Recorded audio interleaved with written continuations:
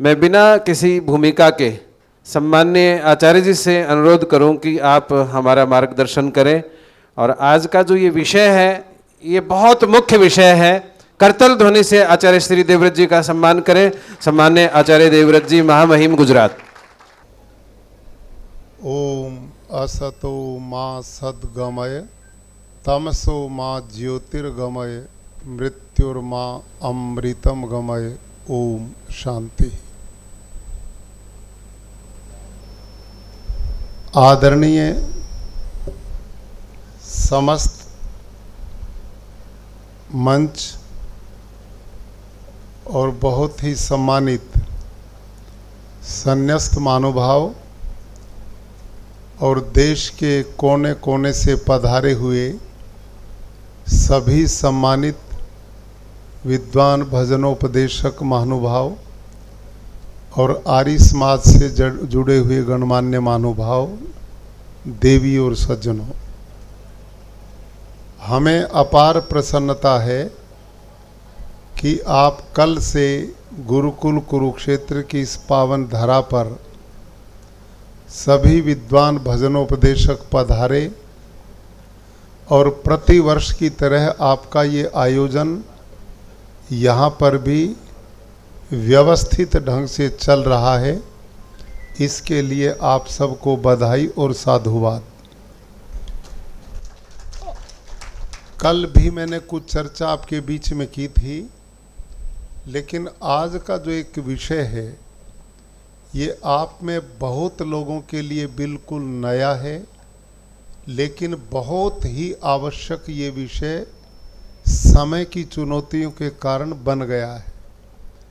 आपसे केवल अपनी जानकारी के लिए, आप में कितने ऐसे लोग हैं जिनके पास बीघा, आधा बीघा या कुछ भी भूमि जो कृषि योग्य है? ऐसे कितने लोग हैं? कृपया हाथ खड़ा करेंगे। वाह, काफ़ी संख्या है। आधे तो हैं ही कम से कम, ज़्यादा, बहुत अच्छा।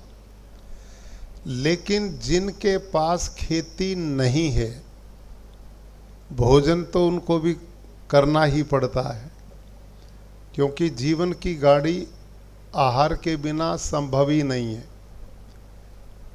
इस समय जो भोजन हम ले रहे हैं, एक भी ऐसा फल, साग, सब्जी, दूध, पानी, कोई भी चीज़ ऐसी नहीं है कि जिसमें पेस्टिसाइड, यूरिया, डीएपी का अंश ना हो। ये मेरी रिपोर्ट नहीं है। भारत में 2 ऐसी एग्रीकल्चर यूनिवर्सिटी है, एक तेलंगाना में, एक पश्चिमी बंगाल में। वहाँ के 12 कृषि वैज्ञानिकों ने पिछले दिनों एक रिपोर्ट बनाई। ये आईसीआर के साइंटिस्ट हैं, जो भारत का कृषि अनुसंधान परिषद है उसके वैज्ञानिक हैं। और इन्होंने उस रिपोर्ट में बताया कि इस समय भारत देश के लोगों का पेट भरने में 2 फसल मुख्य रूप से योगदान करती हैं, गेहूं और चावल मुख्य रूप से। और इन दोनों में ही 45% पोषक तत्व हैं ही नहीं। समझ में आई बात आपकी? पेट तो हम भर रहे हैं, लेकिन इनमें आधा पोषक तत्व समाप्त हो गए हैं जो शरीर का पोषण करते हैं। दूसरी बात, उनमें ऐसे ऐसे जहर हैं कि जो शरीर के अंदर के अंगों को डैमेज करते हैं, खराब करते हैं। किडनी, पेनक्रियाज, लीवर, हार्ट, इन पे सीधा असर करते हैं। ये रिपोर्ट कृषि वैज्ञानिकों की है। अभी 1.5-2 महीना पहले एक डॉक्टर ममता शर्मा है, वैज्ञानिक, उन्होंने रिसर्च के बाद हनुमानगढ़ राजस्थान में अपनी रिपोर्ट प्रस्तुत की। उस महिला ने क्या किया, 30 ऐसे बच्चे लिए जो अभी 10-15 दिन में ही जिनका जन्म हुआ। उन 30 के 30 बच्चों के ब्लड सैंपल लिए और उनको लैब में टेस्ट करके पाया सब बच्चों के ब्लड में पेस्टिसाइड जहर पाए, सभी में जहर पाए बच्चों के। फिर उनकी माँओं का टेस्ट किया, उनकी माँ का जो दूध बच्चों को स्तनपान करी उसमें यूरिया, उसके ब्लड में जहर। फिर पता लगा ये आया कहाँ से, जो साग भाजी फल सब्जी उसमें यही पाया, गऊ भैंस के दूध में भी यही पाया। ये कहाँ से आया कि रात दिन जो यूरिया डीएपी पेस्टिसाइड खेत में डालते हैं वो सारा धरती माँ जहरीली हो गई और वही चारा पशु खाते हैं, उसी उत्पादन को आदमी खाते हैं। इसका परिणाम सब बीमार हैं। आप मेरे पीछे बताएंगे जो 50-40 साल से बड़ी उम्र के लोग हैं, क्या आज से 50 साल पहले कैंसर नाम की बीमारी को कोई जानता था? कोई हार्ट अटैक को जानता था? कोई शुगर डायबिटीज को जानता था? किडनी फेल हो गई, पेनक्रियाज फेल हो गई, कोई जानता था? कोई नहीं जानता था। और ये जो पानी की बोतल लिए फिरते हैं 30 साल पहले, कोई इनको जानता था? कोई सोचता था भी पानी की बोतल भी खरीदनी पड़ेगी? कहीं भी खाल चलता था उसमें केचुए बहे थे, मुद्दे पड़कर पानी पीते थे। ये स्थिति थी। आज सब कुछ बदल गया। देश में इस समय सबसे ज्यादा हॉस्पिटल जो नए बन रहे हैं ना वो कैंसर के बन रहे हैं। और WHO जो विश्व स्वास्थ्य संगठन है उसने आज से 15 साल पहले एक बात कही थी कि भारत में डायबिटीज का, शुगर के रोगियों का विस्फोट होगा।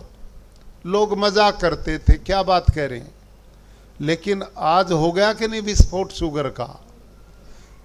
आप जितने भी मेरे सहित हैं, एक भी आप में ऐसा आदमी है आपकी रिश्तेदारी में, परिवार में, मित्रों में जिनको शुगर ना सुनने को मिल रहा हो? है ना सब जगह शुगर? हाँ जी, कल बताया डॉक्टर ने, बता रहे डॉक्टर साहब 40 करोड़ लोग भारत में शुगर के पेशेंट हैं आज के दिन। और अभी नई रिपोर्ट WHO की फिर आई है कि इसी तरह से अगले 5 से 10 साल में भारत में कैंसर का विस्फोट होगा। घर घर में कैंसर आएगा, ये हालत बन चुकी है। अब आप तो सारे विद्वान लोग हैं, आप शास्त्रवेत्ता भी हैं।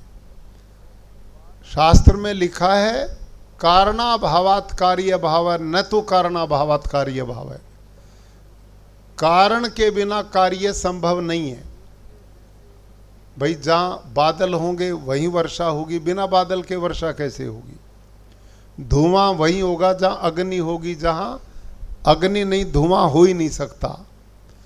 तो ये बिना कारण के कैंसर, डायबिटीज, हार्ट अटैक ये बिना कारण के हो गए।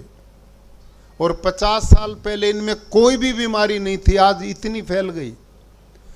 भटिंडा पंजाब से बीकानेर के लिए प्रतिदिन एक ट्रेन चलती जिसका नाम ही कैंसर ट्रेन है। उसका नाम ही कैंसर ट्रेन है। डेली जाती वहां के कैंसर हॉस्पिटल में। तो इसके पीछे सबसे बड़ा कारण है आहार का, खान पान का। इतना जहर खेतों में डाल रहे हैं किसान कि सारी धरती माँ में जो सूक्ष्म जीवाणु थे, केचुआ था, मित्र पक्षी जीवाणु थे, उनकी प्रजातियां ही लुप्त हो गई। आज सारी धरती बंजर हो गई है। आपकी जानकारी के लिए ये समझनी चाहिए, आपके एक विषय भी मिलेगा। स्वामी दयानंद सरस्वती ने आर्य समाज की स्थापना मुंबई में 1875 में की थी। आर्य समाज की स्थापना से 2 साल पहले स्वामी दयानंद ने गो कृषि आदि रक्षणी सभा की स्थापना की थी। मतलब उस समय जब ये कोई भी चुनौती हमारे सामने नहीं थी जिसकी चर्चा मैं करने लगा हूं, ना यूरिया था, ना डीएपी था, ना जंतुनाशक, कुछ नहीं था। उस समय ऋषि दयानंद ने पहचाना था कि गाय, जो भारतीय नस्ल की अपनी गाय हैं, ये आर्थिक रीढ़ है भारत देश की, और कृषि भी आर्थिक रीढ़ है। इन दोनों से आने वाला समाज समृद्ध कैसे बने, इसके लिए स्वामी जी ने वो सभा का निर्माण किया था। और उन्होंने गो करुणा निधि स्पेशल लिख करके सिद्ध किया कि किस प्रकार से कितने लोगों का अपने जीवन काल में एक गौ माता भरण पोषण करती है। उस समय ट्रैक्टर नहीं थे, बैल कैसे अन्न पैदा करते हैं, गौ माता कितने लोगों का दूध से पेट भरती है, बड़ी विस्तृत जानकारी वहां पर उन्होंने दी है। भाइयों और बहनों, इस समय मैं एक निवेदन आपसे करता हूं। आप सोचो अपने इतिहास को, जो आर्य समाज का इतिहास है। हम उस समय तक दुनिया के लोगों के दिलों में जगह बना पाए हैं जब तक हम लोगों की समस्या को अपनी समस्या समझ पाए। कहीं कोई भी समाज में कुरीति थी, हमने सीधा उसके ऊपर अटैक किया। नारी जाति के पढ़ाने का विषय था, पर्दे में रखते उनको बाहर निकाल करके समान अधिकार दिलाने का काम किया। नारी शक्ति जुड़ गई। अछूतोद्धार का कार्य था, कोई कुएं पे नहीं चढ़ने देता था, छाए अपनी गिरने नहीं देता था, अलग बस्ती होती थी, बड़ा अपमानित जीवन था। आर्य समाज ने कहा मनुष्य मनुष्य में भेद नहीं, और हम एक परमात्मा की संतान हैं। ये विषय आर्य समाज ने लिया तो कितना बड़ा समाज आर्य समाज से जुड़ गया। शिक्षा का काम था, कोई पढ़ता ही नहीं था उस समय।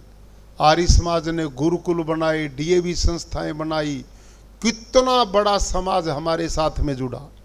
कहीं पर कोई महामारी आती थी, अकाल पड़ता था, आर्य समाज उसमें सबसे आगे रहता था। लोग मानते थे ये हमारे हैं तो इनके साथ जुड़ना चाहिए। ये इस रूप में हम आगे बढ़े थे।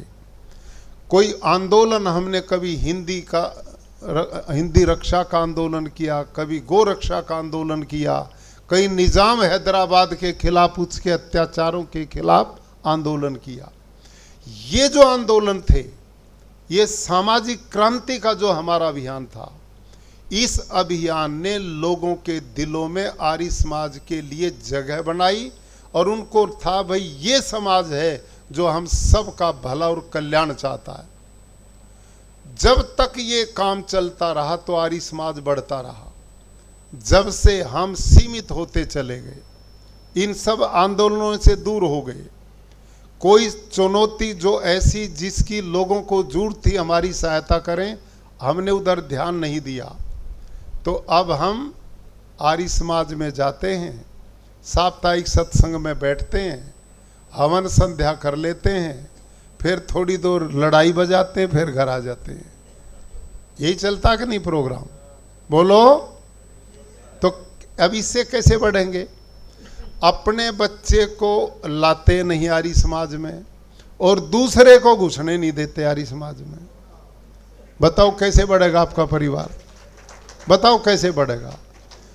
ये जो सोच बनी हमारी, ये बढ़ने का रास्ता नहीं है। आप अपने दूसरे लोगों को देखो जो छोटे छोटे संसद थे, ये ब्रह्मा कुमारी, उनकी ये बहनों, 40,000 बहनें जिन्होंने जीवन दान दे दिया और घर घर में जाकर लोगों को जोड़ती हैं। कोई राधा स्वामियों के डेरे वो इस रूप में जोड़ते हैं, कोई धन धन गुरु का वो जोड़ता है, कोई अन्य मतावलंबी, सब इस मिशन पर लगे हुए हैं। और हम 11 सदस्य हैं, 12वां बनने नहीं देना, हम इस ताकत पे लगे हुए हैं। तो परिवार बचेगा कैसे? पुराने विदाई ले रहे हैं और नए आएंगे नहीं। तो मैं तो कई बार कहता हूँ भाई, जिस कुएं का पानी तो निकलता रहे और स्रोत उसके पानी आने के बंद हो गए तो कुआं सूखेगा कि नहीं। हमारे स्रोत क्या थे? आर्य वीर दल। जैसे बेटियों का आपने देखा ना, यहाँ 800 बेटियां इस शिविर में आई हुई हैं। अब 5 दिन बाद इतने बेटे आएंगे। अब ये शिविर आश्चर्य में, अभी बता रहा था डॉक्टर राजेंद्र जी को, वीना आर्य जी हमारे बीच में बैठे हैं, हमारी जो आर्य प्रतिनिधि सभा दिल्ली उसके महामंत्री हैं। बड़े बड़े सम्मेलन आयोजन देश विदेश के बहुत रात दिन मेहनत करते हैं।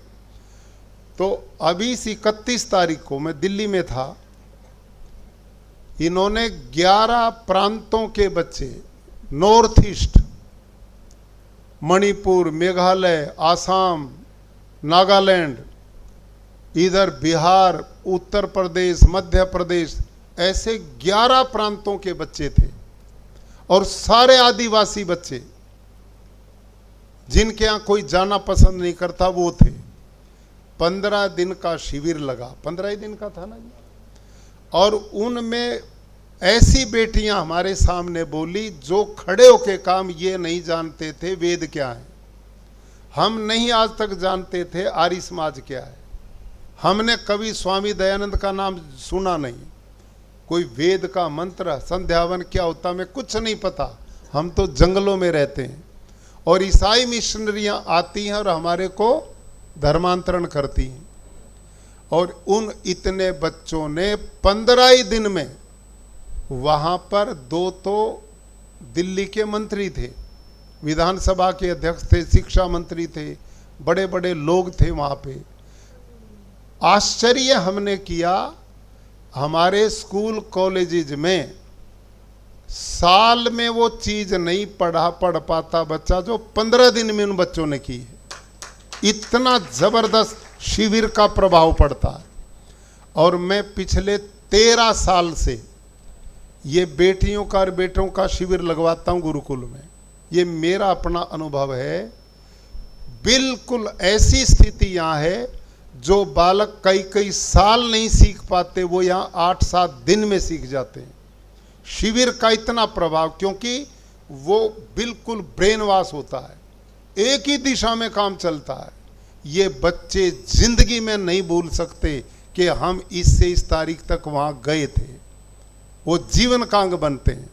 और यहाँ मैं कल भी मैंने बताया, इनमें जो शिक्षिकाएं हैं ना, इन बेटियों को सिखाने वाली, 13 साल पहले जो दलित परिवारों की बेटियां जो खुद यहाँ आई थी शिविर में, वो यहाँ रह करके व्यायाम शिक्षिका बन गई आर्य वीरांगना दल की।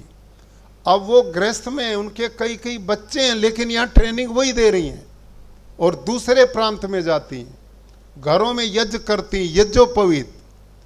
कितना बड़ा तरीका है नई पीढ़ी को आर्य समाज से जोड़ने का। सबसे बढ़िया तरीका आर्य वीर दल के शिविर, एक नगर भी ना बचे जिसमें ना चलें, एक आर्य समाज ना बचे जो छुट्टियों में ना चलें। तो हमारा आने का स्रोत ये है खुलने का, ये है आने वाली पीढ़ियों को जोड़ने का। लेकिन ये काम बिल्कुल जड़मूल से बंद कर दिया गया, न के बराबर है ही नहीं।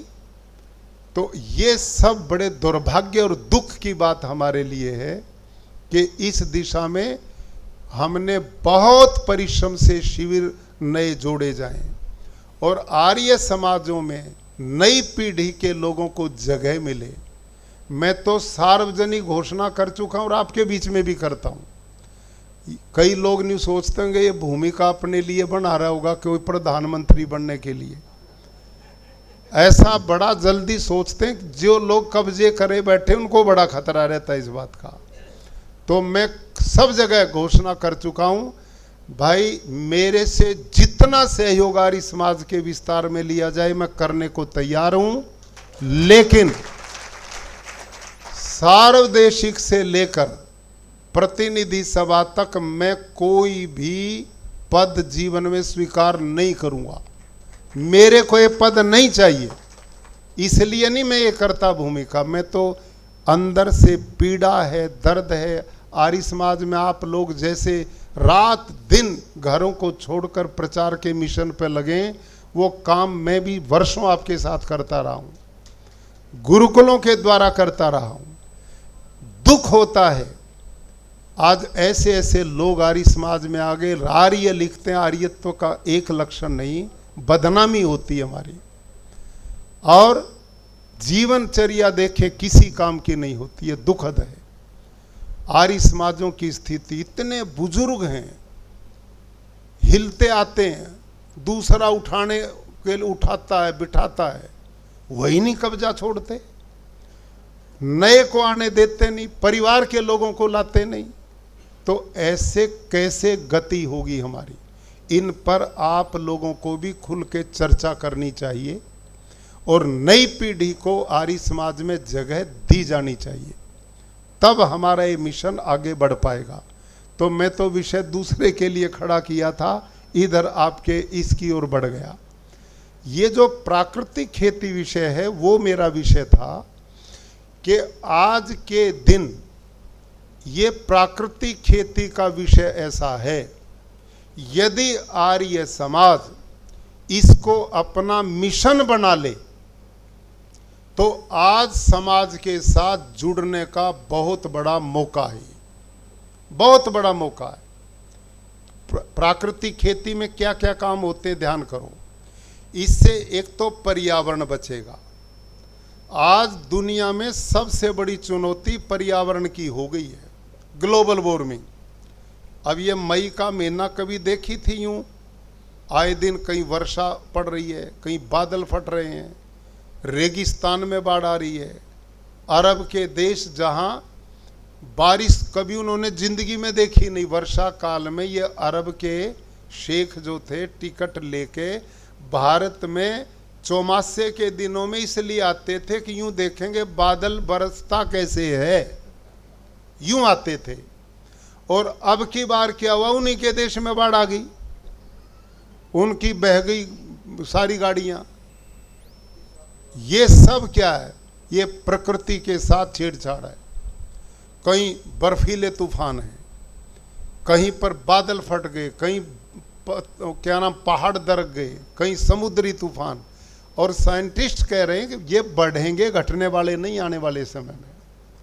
अब इसके पीछे ये जो रासायनिक खेती है ना, ये जो यूरिया डीएपी की खेती, आप सारे प्रचारक भाई हैं, आप गांव में मंचों पे ये बात बता सकते हैं। ये यूरिया डीएपी की खेती कैसे पर्यावरण को दूषित करती है। ये जो यूरिया है ना डीएपी, इसमें एक मुख्य अंश है, इसमें है नाइट्रोजन। क्या है जी? इसमें नाइट्रोजन है। और जब किसान इसको यूं खेत में फेंकता ना, इस नाइट्रोजन को, यूरिया को, तो आकाश में ऑक्सीजन है, तो वो ऑक्सीजन इससे मिलती है नाइट्रोजन से, तो एक तीसरी गैस पैदा होती है दोनों के मिलने से, उसका नाम है नाइट्रस ऑक्साइड। अब ये नाइट्रस ऑक्साइड कितनी खतरनाक है ये सुनो ध्यान से। इस पर्यावरण को खराब करने में कार्बन डाइऑक्साइड का नाम सुना होगा ना आपने। भाई कार्बन डाइऑक्साइड बहुत खतरनाक है, लेकिन यूरिया डीएपी से जो किसान छिड़कता है और ये ऑक्सीजन के संपर्क में जब इसका नाइट्रोजन आता है तो नाइट्रस ऑक्साइड पैदा होती है, जो कार्बन डाइऑक्साइड से 312 गुनी खतरनाक है। कितनी है? बोलो भाई, तो जलेबी खाकर सो गए गणे तो इनमें, कति मजे ले रहे हैं। जलेबी काफी नशा कर गई। ये पड़ोसी ने जगा ले भाई, समझ में आ जाएगी जवान के, आपके पड़ोस में कई लेट रहे हैं। समझ में आई जी? ये कहते ना, अब हम हवन किस लिए करते हैं? ऋषि दयानंद ने हवन की व्यवस्था किसी कामना की प्राप्ति का रास्ता नहीं है। ये किसी चमत्कार के लिए नहीं है, अपितु पर्यावरण शुद्धि के लिए ऋषि ने लिखा है कि नहीं, पर्यावरण शुद्धि के लिए। तो पर्यावरण शुद्धि का रास्ता प्राकृतिक खेती, इसमें पर्यावरण की सुरक्षा होती। रासायनिक खेती में जहरी जहर डालते हैं। दूसरा, ये रासायनिक खेती हिंसक खेती है, हिंसा ही हिंसा, इसमें मारो मारो मारो। कीटनाशक डालोगे तो सब जीव जंतु मरेंगे कि नहीं मरेंगे? इतने जीव जंतु थे, आपने बचपन में देखे होंगे खेतों में, लोमड़ी थी, गिद्दड़ थे, पता नहीं क्या क्या थे, पक्षी कितने तरह के थे। अब वो पक्षी दिखने ही बंद हो गए, उनकी प्रजातियां लुप्त हो गई, कितनी लुप्त हो गई हैं, इस जहर के कारण हो गई है। तो ये जो धरती का जो संतुलन बनता था एक दूसरे पक्षी जीव जंतुओं का, ये ईश्वरीय व्यवस्था थी, उसकी व्यवस्था में कोई दोष नहीं है। हमने भगवान की व्यवस्था को तोड़ने का, बिगाड़ने का काम रासायनिक खेती के द्वारा किया, और उसका परिणाम अब आज बीमारियां, पर्यावरण दोष। अब कहीं भी पानी पी लेते थे बोतल लिए फिरना पड़ता है, क्योंकि सारी धरती का पानी भी इस जहर की खेती ने दूषित कर दिया। तो अब इसका समाधान, इसकी ओर मैं थोड़ा बढ़ता हूं। आर्य समाज के आप विद्वान लोग और हमारी प्रतिनिधि सभाएं इस विषय को एक आंदोलन का रूप ले लें कि भाई आर्य समाज एक ऐसी संस्था है जिसके लिए स्वामी दयानंद ने 6ठा नियम लिखा है।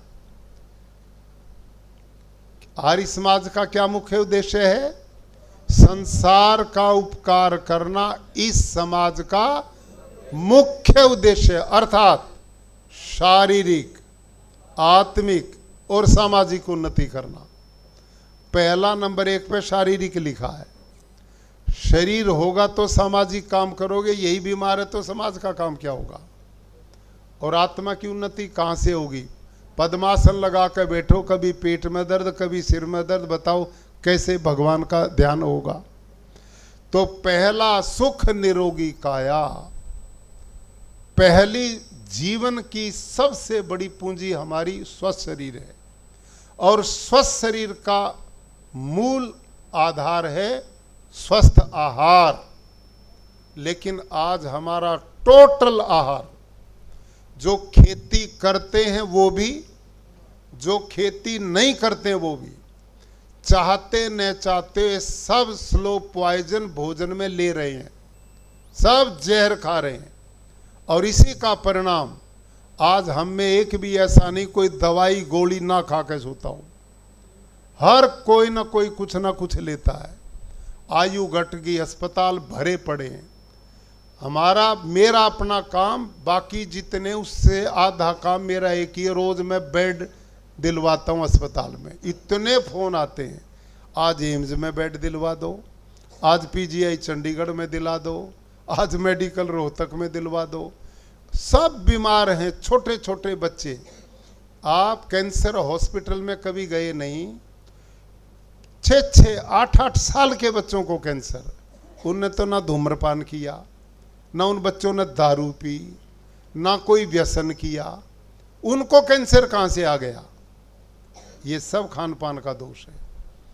तो इनका हल प्राकृतिक खेती है। अब ये खेती है क्या? आप में ऐसे कुछ किसान भाई जिन्होंने हाथ खड़ा किया था। आप लोग प्राकृतिक खेती इसलिए नहीं करते, आपको एक ही डर है कि हमारा उत्पादन कम हो जाएगा इससे। हाँ या ना? यही है ना कारण? केवल एक कारण है कि इससे उत्पादन घट जाएगा हमारा। लेकिन आप इस बात को समझो, जैविक खेती और प्राकृतिक खेती बिल्कुल अलग अलग हैं। ऑर्गेनिक फार्मिंग बिल्कुल अलग है, जैविक खेती बिल्कुल अलग है, और प्राकृतिक खेती बिल्कुल अलग है। जैविक का खेती का नाम तो सबने सुना ना आपने, ऑर्गेनिक फार्मिंग सबने सुना है। इसमें उत्पादन पूरा नहीं मिलता, मेहनत भी कम नहीं होती, खर्चा भी कम नहीं होता। भारत सरकार पिछले 30-40 साल से जैविक खेती को बढ़ावा दे रही है, पैसा खर्च करती, लेकिन भारत में कोई जैविक खेती के मॉडल नहीं बने, लोगों ने उसे एक्सेप्ट नहीं किया। मैंने खुद भी जब खेती को बदला, कल शायद मैंने सुनाई थी, हमारा एक छिड़काव करने वाला मजदूर बेहोश हुआ था और वो 3 दिन में बच गया था। तो उसके बाद मैं डॉक्टर हरिओम जी यहीं आजकल हमारे साथ थे खेतों में, ये कृषि विज्ञान केंद्र कुरुक्षेत्र के मुखिया थे और यही यूरिया डीएपी का प्रचार करते थे। मैं इनके पास गया, डॉक्टर साहब मैं रासायनिक खेती नहीं करूँगा, मेरे को इसका विकल्प दो। तो इन्हीं डॉक्टर ने मेरे को कहा जी इसका विकल्प जैविक खेती। मैं कहा वो क्या होती है, कि उसकी ट्रेनिंग देंगे हम आपको। मैंने खुद और जो खेत के कर्मचारी थे उन्होंने इसकी ट्रेनिंग ली जैविक खेती की। तो इसमें क्या है, 2 ऐसे खड्डे बनाए जाते हैं ईंटों के, उसमें गोबर डालते हैं, उसमें केचुआ डालते हैं। वो केचुआ भारत का नहीं है, विदेशों से आयात करते हैं।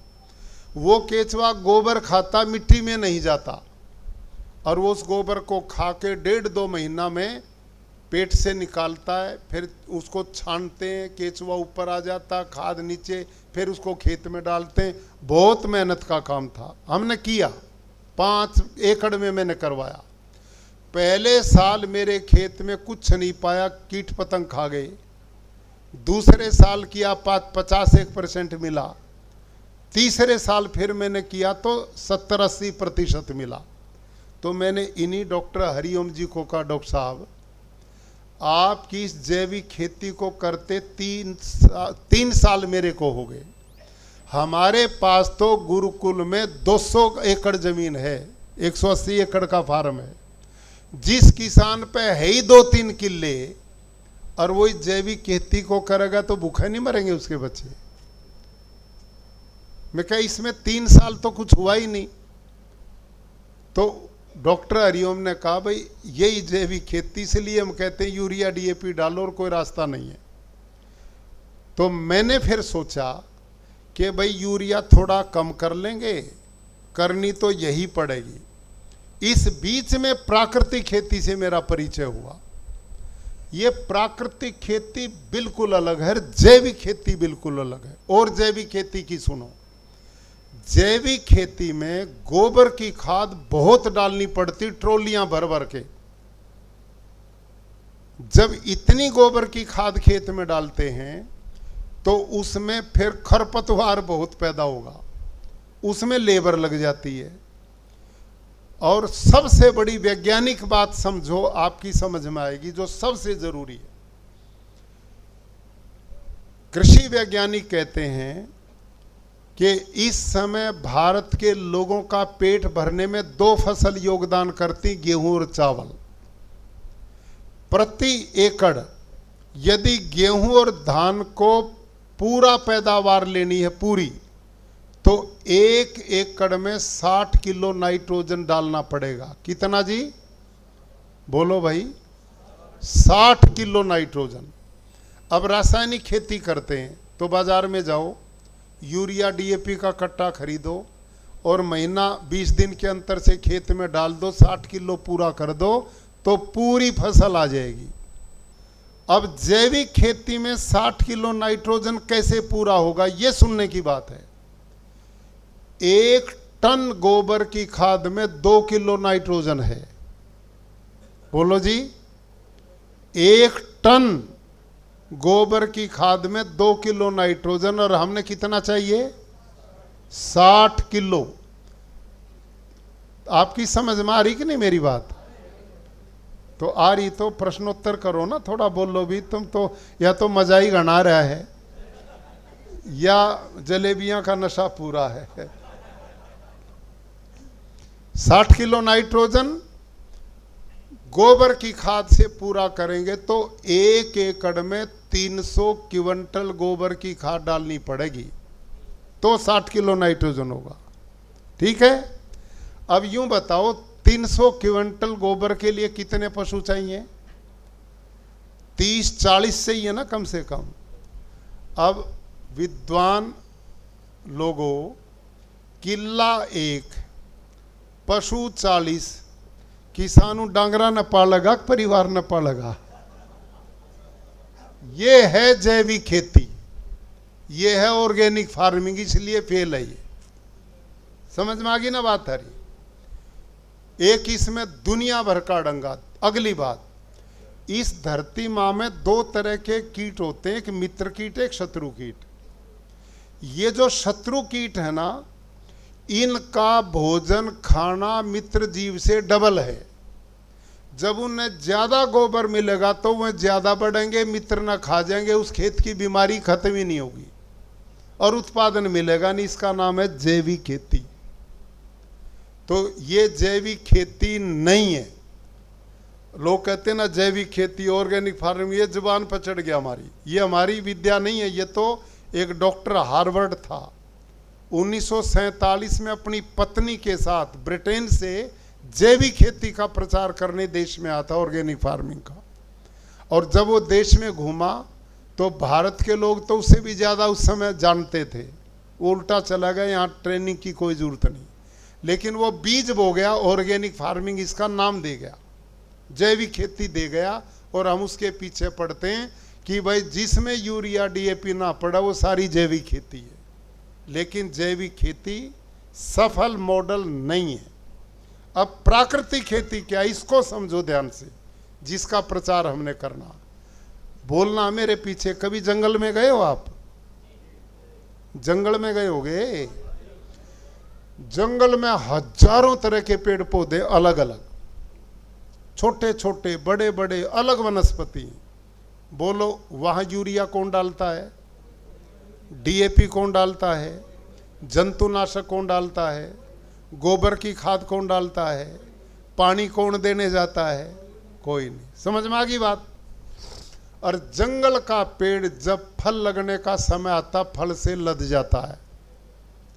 और जंगल के किसी भी पेड़ के किसी पत्ते को तोड़ लो और उसको प्रयोगशाला में ले जाओ, उस पौधे के पत्ते में किसी पोषक तत्व की कमी नहीं मिलेगी।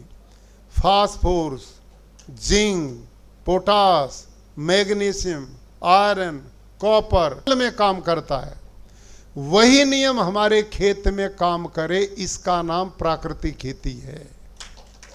यह है विशुद्ध प्राकृतिक खेती, नेचुरल फार्मिंग। समझ में आई बात?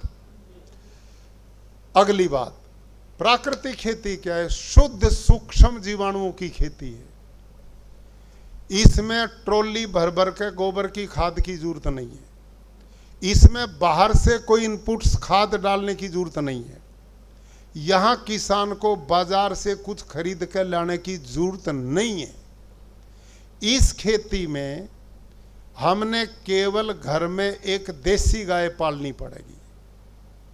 देसी गाय, हमारे यहाँ सब तरह की गाय हैं। मेरे को भी नहीं पता था, हम दूध के लिए ऑस्ट्रन फ्रीजन जर्सी पालते थे। देसी हमारे यहाँ एक भी गाय नहीं थी। जब मेरे को इसके गुणों का पता लगा तो अब हमारी आधी आधी गाय हमने कर ली। अब हम देसी बढ़ाते जा रहे हैं, अंग्रेजी कम करते जा रहे हैं। और देसी जो गाय है, ये जो ऋषि दयानंद ने गौ माता का इतना वर्णन किया, अब अकल में व्यवहारिक रूप से आई। एक तो गौ माता की जय, किस लिए? धार्मिक भाव से। एक तो विषय वो है, मैं धार्मिक भाव की बात नहीं करता, मैं विशुद्ध वैज्ञानिक बात आपके बीच में रखता हूं। मेरे पास इस समय 12 एग्रीकल्चर साइंटिस्ट हैं, वैज्ञानिक हैं, जो रिसर्च करते हैं लैब में। मैंने एक डॉक्टर बलजीत सारन है, जो आजकल कृषि विज्ञान केंद्र कुरुक्षेत्र के हेड हैं, यहाँ आते हैं ट्रेनिंग पे भी। वो उन दिनों कुरुक्षेत्र यूनिवर्सिटी में साइंटिस्ट थे एक डिपार्टमेंट के। मैंने उनको पकड़ा, मैंने उनको ऊंट का, गधे का, घोड़े का, बकरी का, भैंस का, जर्सी गाय का, देसी गाय का सब इन पशुओं के मैंने गोबर मल इकट्ठे किए और उनको सुखा के थैलियां बनाई, और थैली बना के मेरे को तो पता था किस थैली में किस जानवर का गोबर है, डॉक्टर को नहीं पता था, साइंटिस्ट को। मैंने उस पर नंबर लगाए, 1 2 ऐसे मैंने 8 नंबर लिखे, 1 2 3 4 5 6 7 8 मैंने लिखा। 1 नंबर में ऊंट का मैंने डायरी में लिख लिया, 2 नंबर भैंस का, 3 नंबर देसी गाय का, 4 नंबर हॉस्टन गाय का, 5 नंबर जर्सी गाय का, 6 नंबर बकरी का। ऐसे मैंने घोड़े भी इनका ही भेजा मैंने। उस व्यक्ति ने 6 महीने रिसर्च किया सारे गोबरों पे, और जब उसका रिसर्च पूरा हुआ तो उसने वो थैली मेरे को पकड़ाई जो भारतीय नस्ल की साहिवाल गाय का जिसमें गोबर था, और उस थैली को दे के कहा ये सूक्ष्म जीवाणुओं का भंडार है, धरती माता के पोषण के लिए इससे बढ़िया ना तो इसके गोमूत्र से बढ़िया कुछ है, ना इसके गोबर से बढ़िया कुछ है। फिर मैं गुजरात में गया तो मेरे पास 32 यूनिवर्सिटी हैं, उनमें 5 एग्रीकल्चर यूनिवर्सिटी भी, जिसका मैं चांसलर हूँ। मैंने वहाँ के सारे कुलपति बुलाए, उनकी मीटिंग करता हूँ मैं। उनको मैंने एक काम दिया कि तुम इस पे रिसर्च करो, देसी गाय के गोबर पे भी, गोमूत्र पे भी, बाकी जानवरों के भी। जो रिपोर्ट यहाँ आई वही रिपोर्ट वहाँ आई, और फिर ये सारे देश में चला। और कमाल ये हुआ कि ये जो देसी गाय है ना, साहिवाल, थारपारकर, राठी, गिर, हरियाणवी, रेड सिंधी, अंगोल, गंगा तीरी, ऐसी इस देश में 55 नस्लें थी, भारत में 55 गौ माता की। आज वो घट करके 30 के लगभग बची हैं सारे देश में, सब लुप्त हो गई वो गाय। एक गाय आपने यहां देखनी हो तो क्या डॉक्टर साहब, पुंगनूर, अभी मैं लेके आया हूं। वो जो डॉग हो ना, कुत्ता, उतनी बड़ी रहती हैं वो, हमारे यहाँ आई हैं, प्रधानमंत्री जी ने भिजवाई, वो इसके घर से, क्या नाम, अंबानी के घर से, अभी 1 महीना पहले आई हमारे यहाँ, महीना भी नहीं हुआ है। वो इतनी है और इतनी रहती, वो एक ब्रीड है। ऐसी 55 नस्लें थी इस देश में, और इन 55 की 55 देसी नस्लों में सारियों में एक जैसा गुण है। ये देखो कमाल, एक जैसा गुण है। और क्या गुण है ये सुनो, देसी गाय के 1 ग्राम गोबर में, कितने में, 1 ग्राम गोबर में 300 से 500 करोड़ तक सूक्ष्म जीवाणु हैं 1 ग्राम में। और यही जो हॉस्टन फ्रीजन है उसमें 70 से 78 लाख हैं। ऐसे ही बैल में है, ऐसे ही बाकी जानवरों में। ये गुण केवल और केवल भारतीय नस्ल की देसी गाय में है। अगली बात, जो गोमूत्र है वो खनिज का भंडार है। खेत में कोई किसी भी तरह की बीमारी है, उसको जड़ मूल से नष्ट करने की ताकत केवल देसी गाय के गोमूत्र में है। एक बीमारी है, आप लोग किसान उतने वैसे नहीं है, मैं किसानों के बीच में रहता हूं। एक बीमारी है नीमाटोड।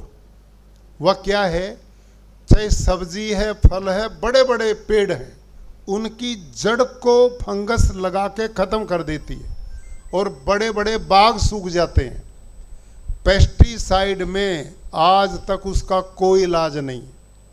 लेकिन हमारी एक यूनिवर्सिटी है, आनंद एग्रीकल्चर यूनिवर्सिटी, और एक दांतेवाड़ा गुजरात में, 3 साल की रिसर्च के बाद उन साइंटिस्ट ने रिपोर्ट दी कि नीमाटोड का परमानेंट इलाज देसी गाय का गोमूत्र है। ये रिपोर्ट आ गई है। अगली बात, ये जो धारणा कि उत्पादन कम हो जाएगा, दोनों यूनिवर्सिटी ने 3 साल लगातार रिसर्च की अपने खेतों में और लिख करके दिया है जैविक खेती में उत्पादन घटता, प्राकृतिक खेती में जितना रासायनिक खेती पैदावार देती उतना ही उत्पादन होगा, और हर साल बढ़ करके रासायनिक से भी ज्यादा हो जाएगा।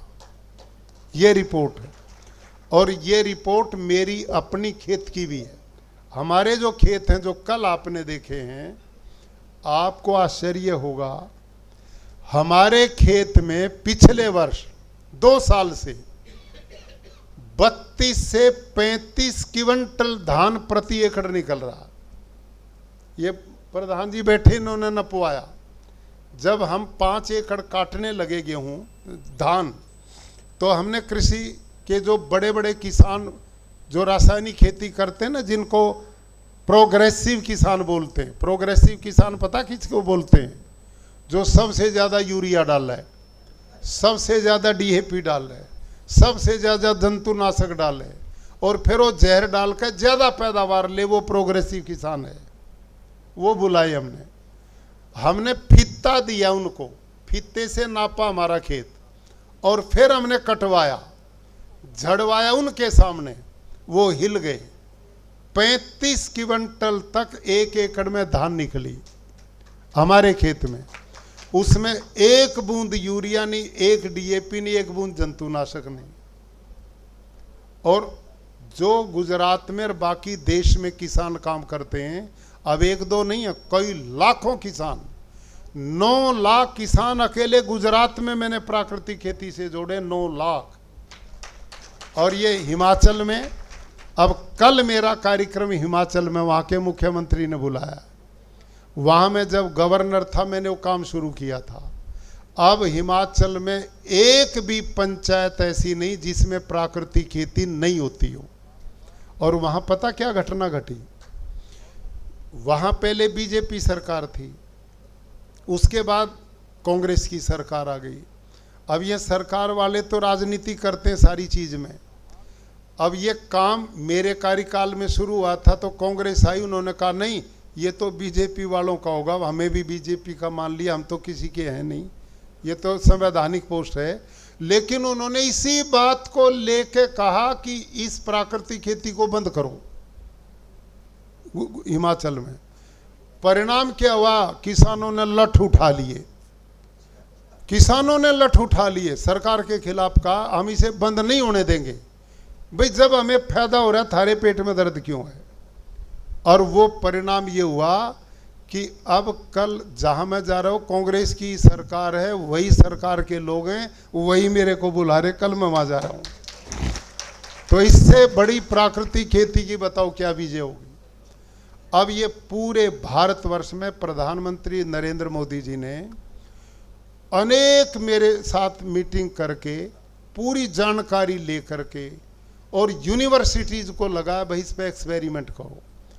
3-4 साल से वो रिसर्च करवा रहे हैं, और वो रिसर्च 100% सत्य पाई कि भाई भारत को आने वाली पीढ़ियों को बचाएगी तो प्राकृतिक खेती बचाएगी।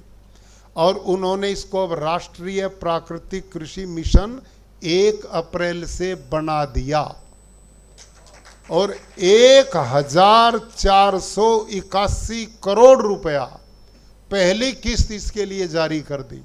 अब ये पूरे देश में चालू हो गई है।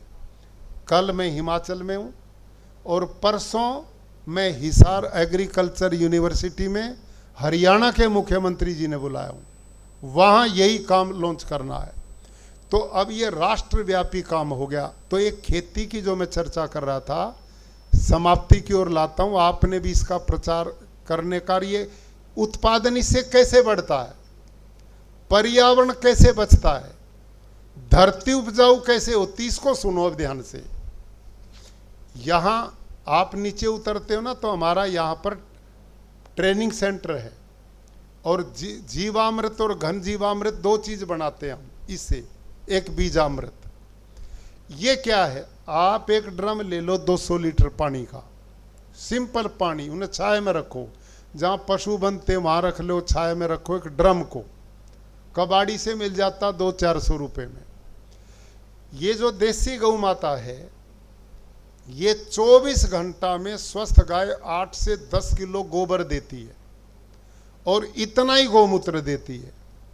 आप ये दोनों गोबर गौमूत्र 24 घंटे का उस ड्रम में डाल दो और उसी ड्रम में 1.5 से 2 किलो गुड़, गला सड़ा कैसा भी हो पुराना, और 1.5 से 2 किलो किसी भी दाल का बेसन, किसी भी दाल का बेसन, और किसी बड़े पेड़ के नीचे की 2 मुट्ठी मिट्टी। पेड़ की क्यों, खेत की क्यों नहीं? खेत की इसलिए नहीं कि खेत में कुछ बचा ही नहीं है, वो तो यूरिया डीएपी ने मिट्टी बर्बाद कर दी, उसमें कोई कीट जीवाणु नहीं है।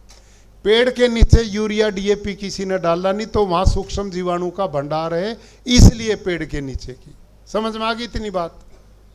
अब क्या करना है, एक लकड़ी का डंडा ले ले किसान, 5 मिनट सवेरे 5 मिनट शाम 2 बार, 5 दिन इसको हिलाना है, न्यू घोलना घड़ी की सुई की तरह 2 बार। 6ठे दिन 1 एकड़ का खाद तैयार है। अब सुनो ध्यान से, बाजार से क्या लिया? गुड़ किसान पैदा करता है, दाल का बेसन किसान पैदा करता है, गाय उसके घर की है, मिट्टी उसके पेड़ के नीचे की, बाजार से बताओ क्या लेना पड़ा? गांव का पैसा गांव में और शहर का पैसा भी गांव में। ये है किसान की वृद्धि का रास्ता, ये रास्ता है। अब अगली बात सुनो, अब मजा आएगा तुमने। यदि किसान का साथ थोड़ा सा भी आपका संपर्क है तो बहुत मजा आएगा अब इस बात को। ये ड्रम में इतनी चीज पड़ गई, अब इससे होगा क्या? गौ माता के 1 ग्राम गोबर में कम से कम 300 करोड़ जीवाणु, कम से कम, और 500 करोड़ तक है, ये हमने देख लिया। मैं कम से कम मानता हूं 1 ग्राम गोबर में 300 करोड़ सूक्ष्म जीवाणु हो, तो बताओ 10 किलो गोबर में कितने सूक्ष्म जीवाणु होंगे? बोलो। कहो जी हम तो प्रचार करें, लाला जी थोड़ा ही हैं, गिनती नहीं आती ना। मैं बता देता हूं, 30 लाख करोड़ सूक्ष्म जीवाणु है 10 किलो गोबर में। समझ में आ गई बात? 30 लाख करोड़। ये जो भगवान ने गौ माता बनाई है ना, इसका पेट में जो आते हैं वो किसान के लिए, खेती के लिए जीवाणुओं की फैक्ट्री है। इतना बड़ा कल्याण है। अब अगली बात, इस ड्रम में 30 लाख करोड़ सूक्ष्म जीवाणु हैं, उनको खाने के लिए दाल का बेसन दे दिया, वो प्रोटीन है, उससे वो बलवान होंगे, स्वस्थ होंगे। और गुड़ दोगे तो मल्टीप्लाई, उनकी संख्या बढ़ती है। और जो मिट्टी 2 मुट्ठी मिट्टी डाली थी उसमें भी सूक्ष्म जीवाणु है, दोनों मिलके मेलवन का, जाग का, कल्चर का, ये जो दही बनाओ न के कहे हमारे हरियाणा में, जामन। समझ में आई बात? न्यू समझ लो, 1 क्विंटल दूध में 50 ग्राम दही गेर दो तो तड़के सारा दही बन जाएगा कि नहीं? यही है ना, बस यही काम ही ड्रम में होगा। और हमारे कृषि वैज्ञानिक ने रिसर्च के बाद बताया कि जब ये सारी चीज ड्रम में पड़ती है ना, तो हर 20 मिनट में ये सूक्ष्म जीवाणु दोगुने होते हैं, दोगुने हर 20 मिनट में। यानी कि 30 लाख करोड़ 20 मिनट के बाद कितने हो जाएंगे? 60 लाख करोड़। फिर अगले 20 मिनट में कितने होंगे? 120 लाख करोड़। और ये कब तक बढ़ेंगे? 72 घंटे तक। 72 घंटे तक ये बढ़ते जाएंगे, फिर ये रुक जाएंगे और फिर ये मरने शुरू हो जाएंगे। तो किसान को चाहिए कि 5 दिन जब इसको हो जाए तो अगले 72 घंटे तक इसे पानी के साथ, खेत में पानी के साथ छोड़ दे, स्प्रिंकल से छोड़ दे, ड्रिप से छोड़ दे, खेत में जाना चाहिए पानी के साथ। अब जब ये खेत में जाएगा, प्रधान जी किसान हो आप तो, हाँ, जब ये खेत में जाएगा तो ये धरती है ना मिट्टी, इसमें थोड़े बहुत सूक्ष्म जीवाणु बचे हैं भी। जब ये कतई खत्म हो जाएंगे उस दिन तो यूरिया डाल के भी कुछ पैदा नहीं होगा। और वो स्थिति लगभग आ रही है, वो आ रही स्थिति, हमने इसका भी अनुभव किया है। तो ये पानी जाकर उन सूक्ष्म जीवाणुओं से मिलकर अपने परिवार को बढ़ाएंगे, और ये परिवार इतनी स्पीड से बढ़ाएंगे कि उनकी संख्या नहीं गिन सकते, और वह सूक्ष्म जीवाणु ऐसे जो आंख से भी नहीं दिखते। जब ये सूक्ष्म जीवाणु बढ़ेंगे तो इस धरती में 5-10 फीट नीचे केचुआ समाधि लिए बैठा, यूरिया डीएपी से डरता हुआ। मार दिए सारे, लेकिन कुछ कुछ बच रहे हैं, कुछ कुछ बच रहे हैं। ये दिखाऊंगा मैं, आपने है वो वीडियो है, अब 1 मिनट रुक जा, ये आपको दिखाऊंगा मैं इसमें प्रैक्टिकल। तो ये जो केचुआ है ना, जब ये घोल जाएगा 10 ही 11 दिन में अपने आप धरती फोड़ के ऊपर आ जाएगा। इसने यूं पता तेरा भोजन आ गया, उसकी गंध पाके ऊपर आएगा वो। अब वो जो डर था ना यूरिया का, वो निकल गया इसका, अभी तेरा भोजन आ गया, फिर ऊपर आएगा और परिवार बढ़ाना शुरू करता है। और एक केचुआ, केचुआ समझते हो ना, अर्थवर्म बोलते हैं और गुजराती ना लसिया बोलते हैं, अलग अलग बहुत नाम है इसके, गिंडोआ बोलते हैं। ये खेती की जान है, और ये सूक्ष्म जीवाणु खेती की जान है। ये जितने बढ़ेंगे, और केचुआ पता कितना बढ़ता है, कृषि वैज्ञानिकों ने बताया एक केचुआ अपनी जिंदगी में 40 से 50 हजार बच्चों को जन्म देता है। इतना परिवार भारत के लोगों से भी ज्यादा बढ़ाता परिवार ये, समझ में आई। और सुनो, ये केचुआ जिस खेत में है ना, और उस जिस खेत की मिट्टी को खाता है, और उस मिट्टी ने खा के जब पेट से बाहर निकालता है ना, उसी खेत की मिट्टी से इसके पेट से निकली मिट्टी में 6 गुना ज्यादा नाइट्रोजन है, 9 गुना ज्यादा फास्फोरस है, और 11 गुना ज्यादा पोटास है। और जब ये मरता है ना, पूरी उम्र भोग के, इसके शरीर से 17 पोषक तत्व धरती को मिलते हैं, 17। उसके बाद धरती को किसी चीज की जरूरत नहीं है। ये है भगवान की व्यवस्था। और ये जो केचुआ है, देखो यूं जाता धरती में, ये यूं, अरे यूं आता है, इस छेद से आता है, इससे आता, नया बना के लाता है छेद, और 8 से 10 फुट तक छेद बनाता है धरती में। और वो छेद बनाता ना तो अपने शरीर से पसीना छोड़ता है, वर्मी वॉश बोलते हैं उसको। उस छेद को लीपते हुए जाता, वो बंद नहीं होता जल्दी, और उस छिद्रों से ऑक्सीजन धरती में जाती है, तो धरती की फर्टिलिटी बढ़ती, उपजाऊ क्षमता बढ़ती है। और जब बारिश होती ना, बारिश, सारा पानी इन छिद्रों के द्वारा धरती माँ के पेट में चला जाता है। यह है नेचुरल वाटर हार्वेस्टिंग सिस्टम। ये कमाल की विद्या है। अब देखा भाई वो केचुआ, ये हमारे खेत का पिछले साल का, देखो तुम सोचोगे कभी बचपन में देखा होगा ये प्रोग्राम, अब नहीं मिलेगा। प्राकृतिक कृषि फार्म पर पहुंचा।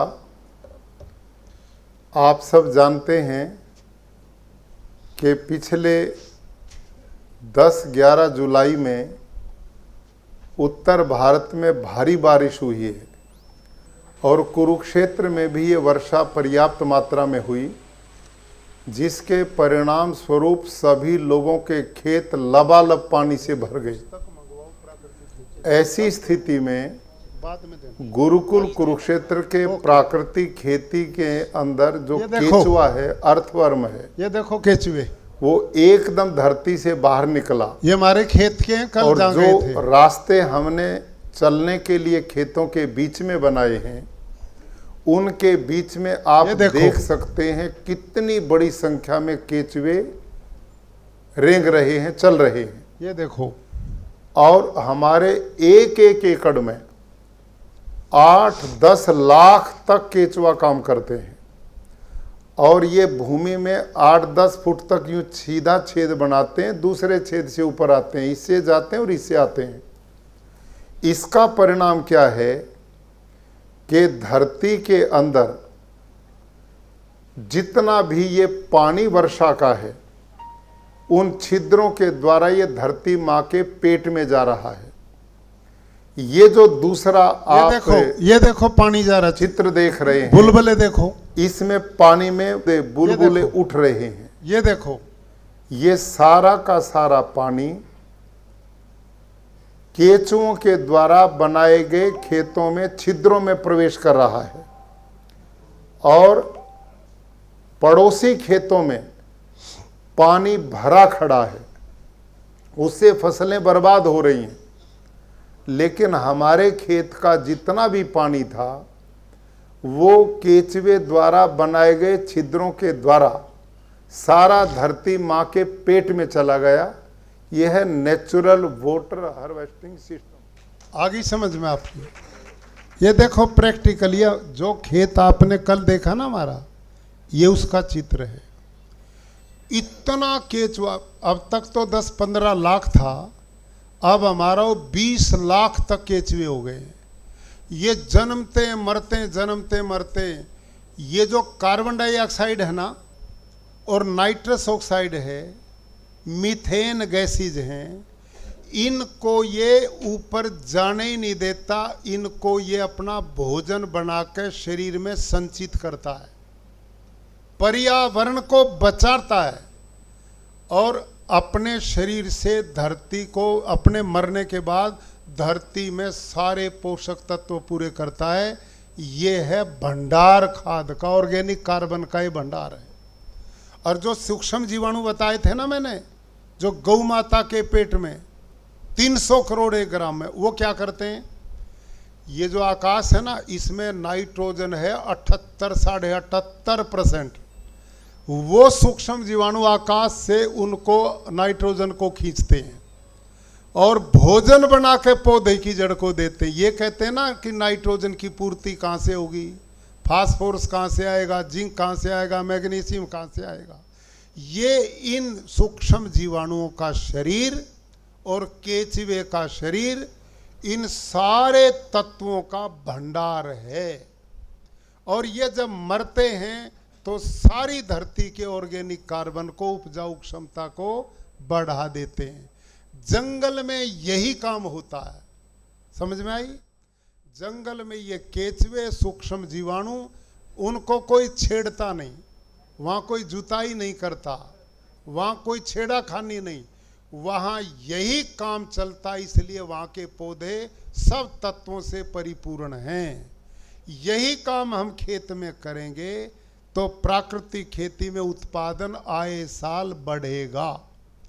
हमारे खेत का उत्पादन किसी रासायनिक खेती वाले से कम नहीं होता। और जो प्राकृतिक खेती किसान हाथ से करता है, वो सब ये कहते हैं हमारा तो उत्पादन रासायनिक से भी ज़्यादा बढ़ गया है। गुजरात में एक एक किसान 1-1 एकड़ से 7-8 लाख रुपए प्राकृतिक खेती से कमाता है, 1 एकड़ से। इतनी गजब की ये चीज़ है। धरती की उपजाऊ क्षमता बढ़ेगी। और यूरिया डीएपी क्या करता है, वो धरती को बंजर बनाता है। क्यों? आप एक काम करो, इनमें से एक केंचुआ पकड़ के इस मेज पर रखो और उस पर यूरिया डालो, बताओ जीवेगा कि मरेगा? मर जाएगा ना।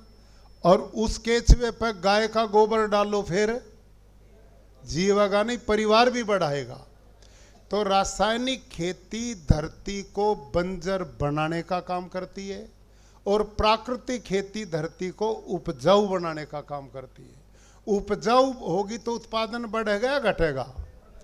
इसलिए यूरिया डीएपी, भाई और बहनों, जब ये हरित क्रांति शुरू हुई, डॉक्टर स्वामीनाथन ने जब इसको शुरू किया, तो उस समय इस देश की सारी धरती का ऑर्गेनिक कार्बन चेक करवाया था। सारे देश का ऑर्गेनिक कार्बन 2 से 2.5% था। जंगल की भूमि की तरह उपजाऊ थी भारत की धरती। और आज पूरे देश की धरती का ऑर्गेनिक कार्बन 0.234 पे है। कृषि वैज्ञानिक बोलते हैं जिस धरती का ऑर्गेनिक कार्बन 0.55 से नीचे है वो बंजर होगी नहीं, हो चुकी है। सारे देश की धरती इस समय बंजर हो चुकी है। आप कहेंगे कैसे होगी, ये तो बड़ी पैदावार देती है, यही बोलोगे ना। अब ये पैदावार कैसे दे रही, इसको सुनो। जब हरित क्रांति 60 के दशक में शुरू हुई तो डॉक्टर स्वामीनाथन जिन्होंने एक क्रांति शुरू की थी, 1 हेक्टेयर में 13 किलो नाइट्रोजन डालने की सिफारिश की थी उन्होंने। कितनी? और कितने खेत में? 2.5 किले में। वीरेंद्र जी पाडा एक ट्रॉली भर कर ले आवा यूरिया की एक सीजन पे। बंद कर दी, चलो अच्छा है, अब जी जाएंगे बालक आगे। मैं ये निवेदन कर रहा हूं, सुन लो इस बात को। 2.5 किले में 13 किलो नाइट्रोजन की व्यवस्था की थी, ये थी व्यवस्था। और आज 1 किले में 13 कट्टे डाले हैं। हाँ या ना बोलो भाई वीरेंद्र जी। आलू में पड़ा है कि नहीं? इतना जहर 1 किले में। बताओ उन्हें कैंसर तक कौन बचा देगा? ये हाल हमने धरती का कर दिया। और आए साल यूरिया डीएपी बढ़ता जा रहा। पिछले वर्ष भारत देश में 2 लाख करोड़ रुपए का यूरिया डीएपी विदेश आया। 2 लाख करोड़ का एक साल में। मैं यूं कह रहा 2 लाख रुपया किसानों ने बांट दो तो गरीबी दूर हो जा। विदेश से जहर खरीदो, धरती ने जहरीला करो, लोगों ने बीमार करो, फिर अस्पताल में भेज के इलाज करो। पहले तो ये लूटते हैं, फिर डॉक्टर साहब पे चले गए, फिर वो खाल खींच दी। ये चक्रव्यूह चल रहा देश के अंदर। तो ये जो प्राकृतिक खेती है, इसमें कुछ किसान का लगता नहीं, बाजार से कुछ खरीदना नहीं। इसमें तो थोड़ा मेहनत करके बढ़ा के अपनी आने वाली पीढ़ियों को बचा सकते हैं। इस खेती से पर्यावरण बचता है, पानी की शुद्धता बचेगी, पानी बचेगा। और बंजर कैसे होगी धरती, ये सुनो। चलाइए बेटे अगला। ये और देखो एक वीडियो, अचानक हमारे साथ एक घटना घटी यहाँ। ये देखो इसको भी आप। धरती का हाल क्या हो गया, पत्थर बंजर बन गई, पानी पीती नहीं वो। ये देखो, आवाज दे भाई। इसकी एक घटना है और आवाज कि गुरुकुल ज्योतिसर जिला कुरुक्षेत्र में छात्रों की संख्या बढ़ने के कारण हमने अपने पड़ोसी ऐसे एक किसान से 5 एकड़ जमीन लीज पर ली, जिसमें छात्रों के लिए ग्राउंड बनाया जा सके। उसकी फेंसिंग के लिए प्रबंधक समिति ने निर्णय लिया कि उसमें ड्रिल मशीन के द्वारा जमीन में होल करके पाइप लगाकर उसमें तार फेंसिंग की जाए, ताकि बच्चे अंदर सुरक्षित रह सकें। देखो धरती का हाल देखो। ड्रिल मशीन से जब हम छिद्र करने लगे तो जोर लगा करके भी 63 सीसी का इंजन उस भूमि में 2 इंच से ज्यादा छिद्र नहीं कर पाया। ये हाल धरती पत्थर बन गई। और दूसरी जगह जब होल किया वहां पर भी मशीन फेल हो गई। लेकिन फिर हमने विचार किया कि ये जमीन इतनी कठोर क्यों ये है? हाल देखो धरती का। क्या गुरुकुल कुरुक्षेत्र की ये हमारा जिस जमीन फार्म में जहाँ हम कल गए। प्राकृतिक खेती करते हैं, अब यहाँ आएगा वो। क्या वो भी जमीन इतनी कठोर है? तो हम ड्रिल मशीन को गुरुकुल कुरुक्षेत्र के खेतों में लेकर के गए। तो वहां पर जब ड्रिल की गई तो कुल 30 सेकंड में 2.5 फीट गहराई तक ड्रिल मशीन ने छिद्र बना दिया। ये देखो आप, वो आप इन चित्रों से भी देख सकते हैं। ये देखो मिट्टी। मेरे प्यारे किसान भाई और बहनों, कई पूरी ये सब कुछ अंतर किस बात का ये देखो कि हमने देखा कि जिस किसान से हमने ग्राउंड के लिए जमीन लीज पर ली है, उसमें किसान पिछले 40-45 वर्षों से केवल रासायनिक खेती करता है, जिसका परिणाम यूरिया, डीएपी, जंतुनाशक, पेस्टिसाइड, इंसेक्टिसाइड ने सभी केचुए, अर्थवर्म मार दिए, सूक्ष्म जीवाणु खत्म कर दिए। धरती पत्थर बन गई, बंजर बन गई।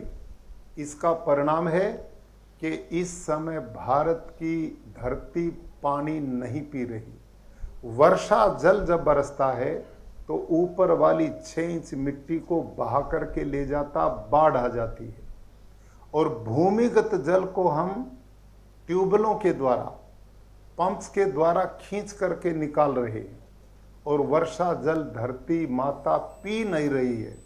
इस कारण भूमिगत जल घटता जा रहा है, जमीन बंजर होती जा रही, पत्थर होती जा रही, जबकि गुरुकुल कुरुक्षेत्र के प्राकृतिक। देखा आपने ये दृश्य, प्रैक्टिकल है ये। और ये स्थिति यहाँ की नहीं, सारे देश की एक जैसी हालत है। ये जो यूरिया डीएपी है ना, ये धरती के स्रोत को बंद कर देता है। धरती 1 फीट ऊपर वाली है, उसमें तो हल चलाते रहते हैं, ठीक है। उसके नीचे सारी धरती पत्थर बन गई।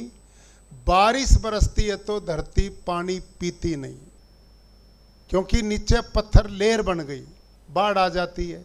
और ट्यूबवेल से पानी निकाल रहे हैं आप। यहीं जो आप अपने लोग सारे उत्तर भारत से हैं लगभग, आप बड़े बुजुर्ग जानते हैं। हम छोटे बच्चे थे ना, स्कूल में जाते थे, दूर था तो बीच में कुई पड़ती थी, उस पे 10 फुट में वो रस्सी थी उसकी, 10 फुट की, 10 फुट पे पानी खींच के हम पीते थे। याद है कि नहीं आपके? और यहाँ आज 250-300 फुट हरियाणा में जिस जगह बैठे हो, यहाँ पर ऊपर मोटरें रखी हुई थी, फिर 20 फुट के गड्ढे कुएं बना के उसमें रखी, वो भी फेल। अब समरसीबल 300 फुट पे, 350 फुट पे लगता है, और वो हर साल 4 फुट नीचे जा रहा, हर साल। क्योंकि नीचे का तो निकाल लिया, ऊपर का जा ही नहीं रहा। आने वाली पीढ़ियों को खेती तो दूर, पीने का भी पानी नहीं छोड़ेंगे हम, और जुटे पड़े इस खेती पे। इतना बड़ा पाप और अपराध रासायनिक खेती ने हमारा कर दिया। पर्यावरण दूषित कर दिया, धरती बंजर बना दी, हवा लेने लायक नहीं बची, गौ माता का कोई प्रयोग नहीं, धक्के खाती फिर रही हैं, और लोग बीमार कर अस्पताल में भेज दिए। देश का 2 लाख करोड़ का बजट इस काम पे लगता है। इन सब का इलाज केवल प्राकृतिक खेती है।